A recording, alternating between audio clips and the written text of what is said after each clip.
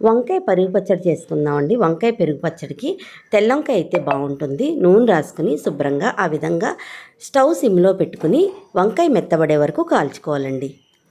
1 cup పెరుగు తీసుకుని బాగా కలుపుకోవాలండి. ఇప్పుడు వంకాయని నీళ్ళల్లో పెట్టి ఆ పైన పొట్టంతా కూడా మనం తీసేసుకోవాలండి.